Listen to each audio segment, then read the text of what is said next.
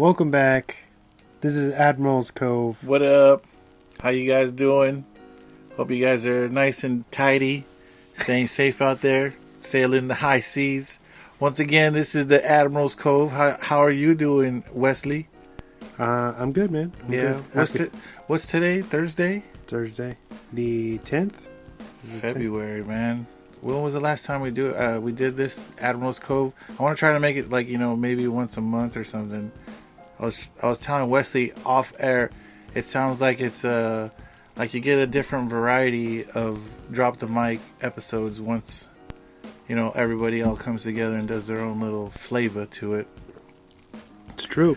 But for the next hour, I'm going to try to entertain you guys as much as possible and talk about the stuff that matters. Not really. It's just I hope your drive time commute right now is pretty good. I hope you're doing okay as far as staying safe from just the world in general. Like there's just so much going on. You hear about the war going on pretty much, almost World War III. Russia and Ukraine going to war pretty much. Yeah.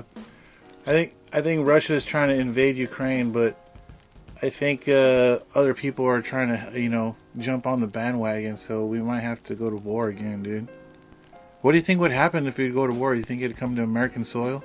Because most people don't realize that San Diego is a huge military town.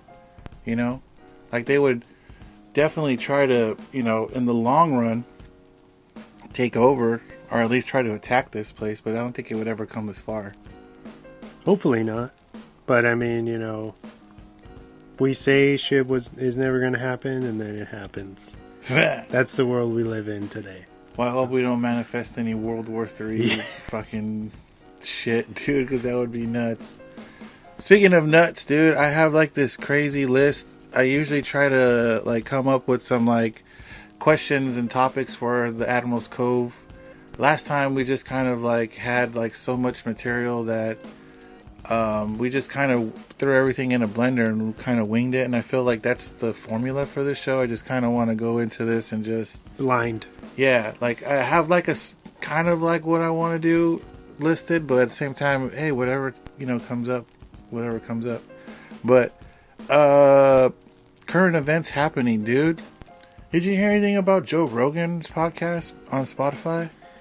Yes. What's the whole thing about that, dude? Okay.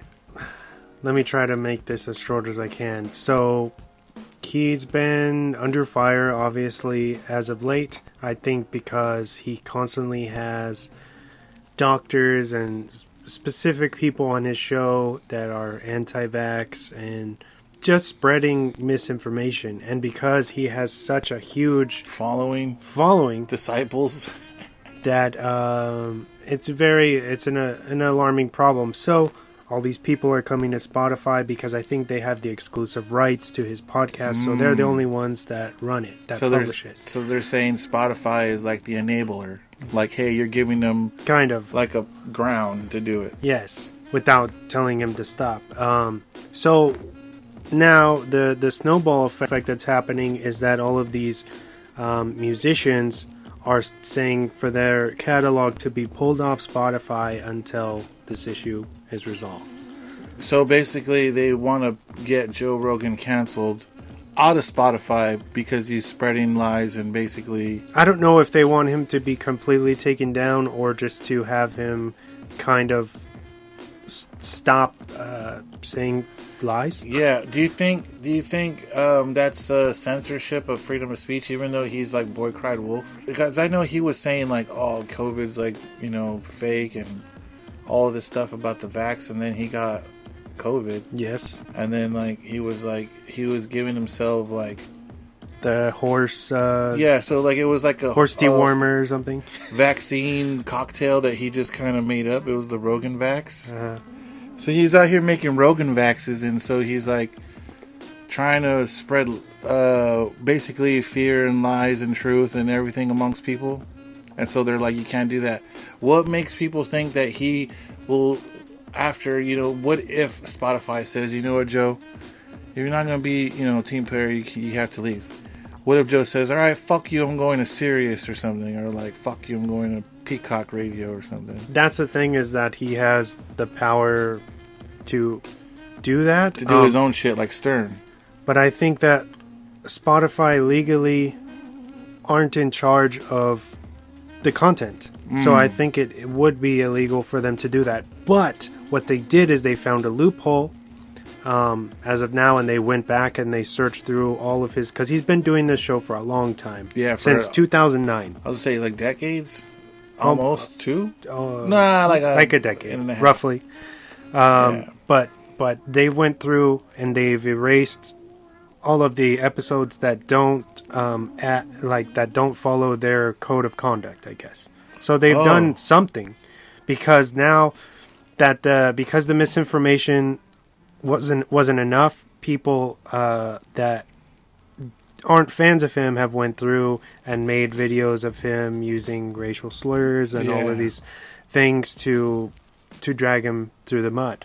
He used to be cool in my book, like when he was in news radio. I think I talked about this. Fear factor. Yeah, and then he got super cocky. I feel like I think something happened to him when he started doing mixed martial arts, and he started being like, try to like preach and like teach different ways of like life, because that's what he's really doing. He's like, hey, live life kind of like, hey, I'm trying to live life my Joe Rogan style, and like you can take it or leave it. This is my points. But I have like he has followers, dude. Like he has people that really follow him in everything that he does. Yeah. Like he's people say, and maybe this is arguable, but he's the most famous podcaster in the world. Yeah, I can see that. His show, you know what I mean? So I mean, if Howard Stern, wasn't a sick ass DJ shock jock, I still feel like he's in a different category as Joe Rogan, because even Howard Stern goes, yeah, Joe Rogan, he still refers to him as a podcast guy, not like a DJ or like a shock jock. He's not a radio jockey. Stern, he missed that window, Yeah, it's transitioned to podcasters, and that's why I think he's so famous amongst that crowd of like, what is that, Gen Z or Zillennials?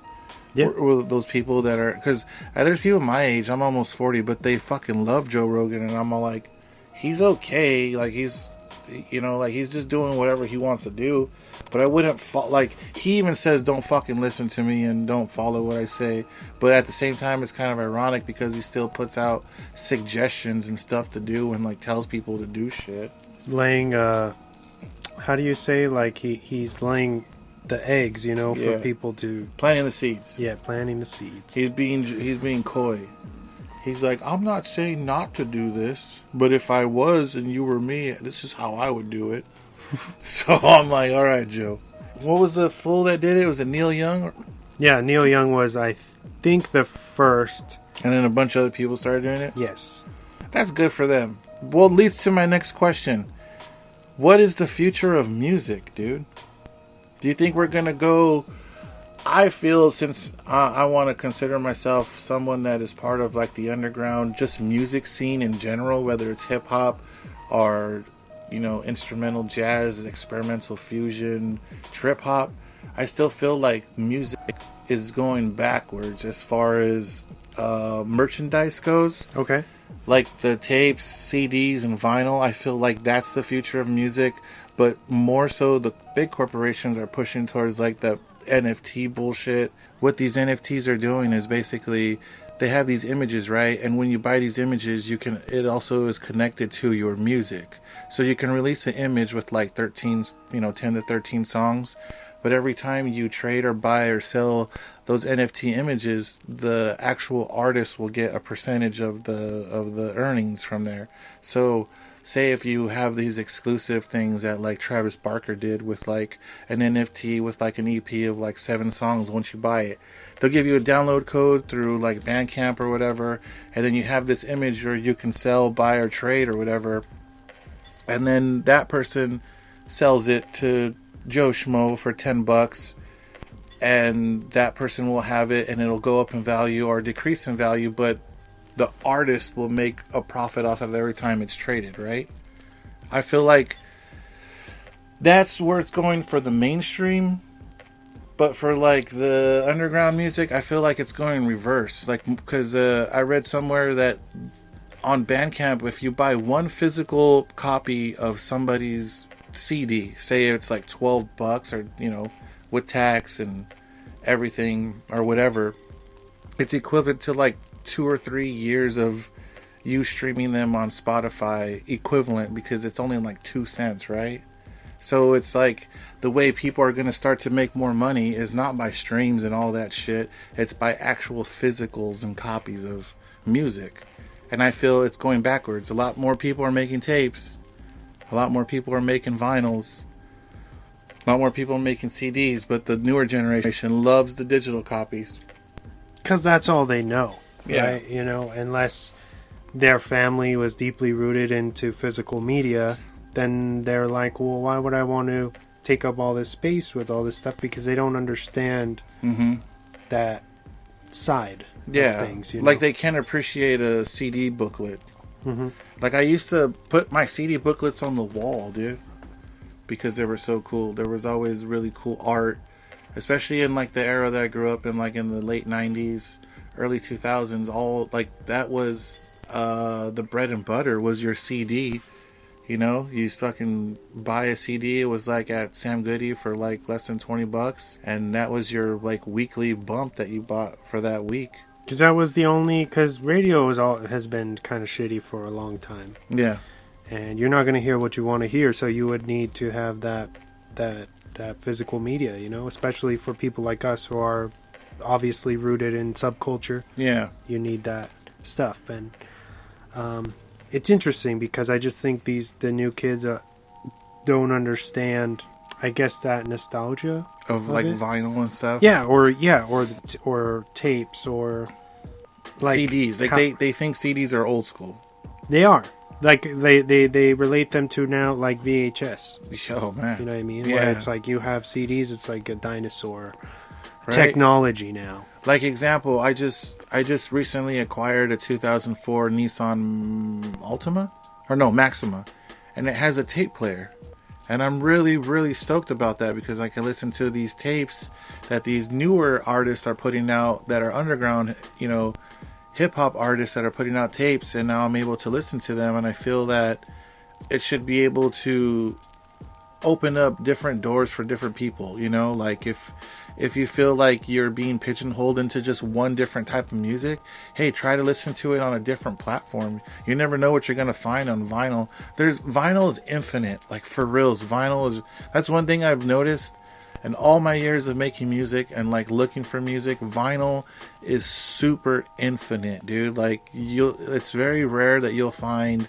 like the same batch, just the same shit twice. You know what I'm saying? Like there's so much vinyl out there from like decades and years and countries and like different cultures, you know, still make vinyl. That's all they do is just vinyl. Like, you know, Jamaicans are deeply rooted on just making dub plates of vinyl. Like you record something in a shack, they record you and they put it on vinyl that day and they press it. But you know why? It's because records are true. You know, where the how you're hearing it, as long as you have a good sound system that you're playing on, and your needle's good, you're gonna hear it 100% how it was intended. No compression, none of this, you know what I mean, like auto-tune, digitized stuff. It's I'm just talking about how it's presented to you. Yeah. In your when you're listening to something on Spotify, it's been compressed down. The file might be smaller. Yeah. You're not hearing. It sounds like you're hearing it. It's digitized. Fully. It's lo-fi. Yeah. Or it's like you're not hearing it. Compressor. You're not hearing it the same in your headphones the way you would at home when you drop that needle. You know what I mean? And that's adds to why I think records are infinite. They are. And you know what too? To me, that it's kind of snobby, but it kind of defies you as a music person. Like when I meet somebody, now that I'm older, but I'm just saying for like the newer